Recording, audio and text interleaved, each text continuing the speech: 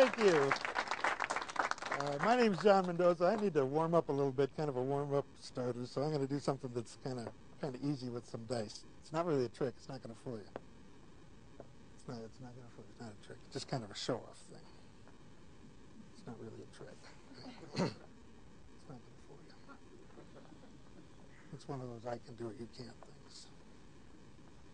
It's just a fancy way to shake up dice. You shake the dice like this, and your friends will say, man, I don't want to play Yahtzee with him. Here's what it looks like.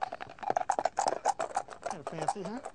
See, but I had a problem whenever I did it. I could never see what number I rolled. Isn't that crazy?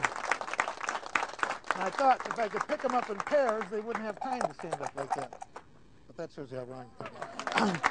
Now, there's one way you can do it so they won't stand up, and that's if you start with them in a little bitty square like this. Now you cover them, shake them, shake them, shake them, shake them, shake them, nothing. See, they just don't do it when you do it like that. In fact, they're so big, they almost don't fit inside the cup. So if you start with them in a little square like that, you shake them all night, never get them to stand up. I'll show you something kind of crazy. I thought if they're always going to stand up like this and I can't see what number I rolled, I might as well learn to do something with them. So this is what I learned. How many dice, how many spots on top of that die? 5. Very good, very fast. Okay? Would you believe if I told you there's a 5 on top of that stack? Yes. I got some land I want to sell you. What's on top there? You know, a lot of people think I cheat when I do that, so I'm going to ask you, would you, sir, just pick any one of the 5 dice? Any one at all? Thank God you took that one.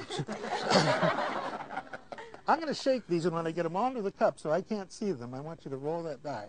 Okay? Whatever number you roll, I'm going to make come on top.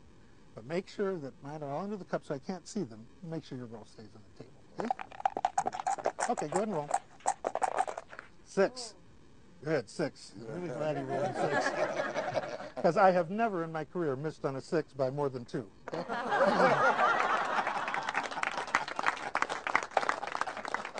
Well, the problem was that the number you rolled was too big. It doesn't work with big ones. Little ones work fine. You know why big ones work and little ones don't? Right. See, you're not paying attention because big ones. Thank you.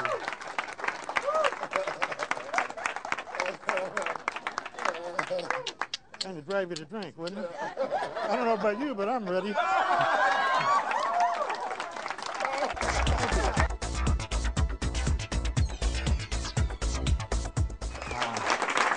Wow. I love Las Vegas. Las Vegas dice, a dice cup, and some dice. You might want to check those out, make sure they're okay.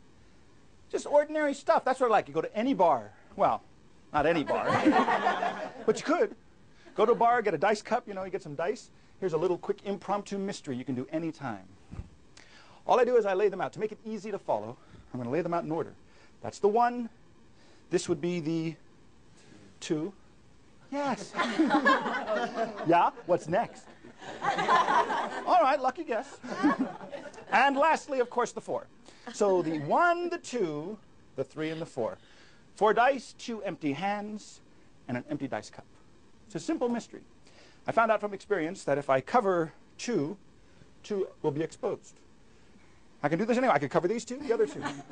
No, really, no matter how you do it. Cover 2? No. Any combination.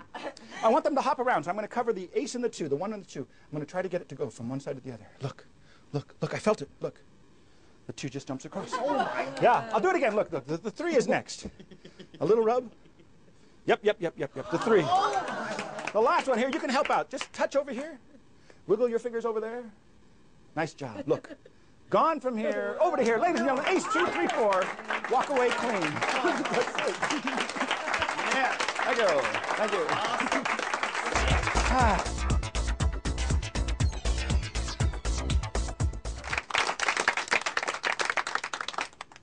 Now, if you've seen magicians before, as I know you have, you may have seen them do something that they call the walnut, shell and pea game. And it normally uses 3 walnut shells and a little sponge pea. Well, this is a slightly different version. This is my version. This is the I couldn't afford the walnuts version of the walnut shell and pea trick. And instead of using walnut shells, it uses 3 matchbox drawers and a little white die. But the idea is basically the same. The die is placed under the box.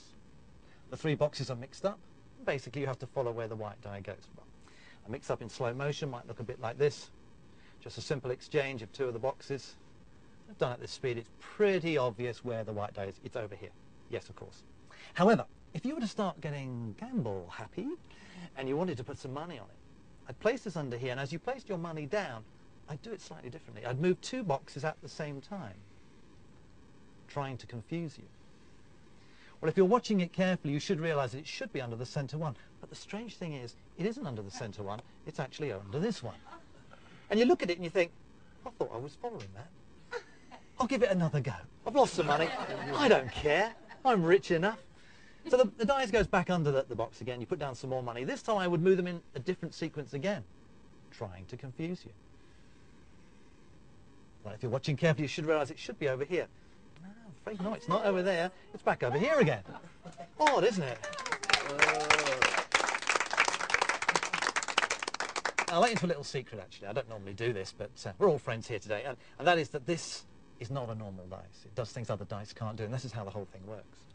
And so if I place it onto the back of that box and cover it with this one, and we do that, straight away it goes through the back of that box and underneath.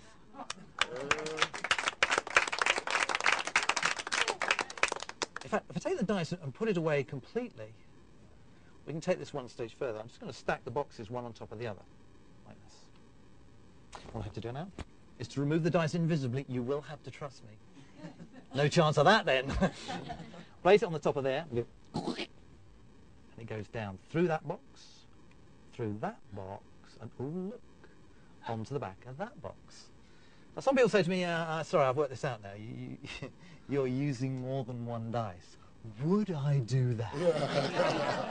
Well, actually, yes, I would if I could get away with it. Yes, the extra dice I'm using is that green one there, that green one there, and that green one there.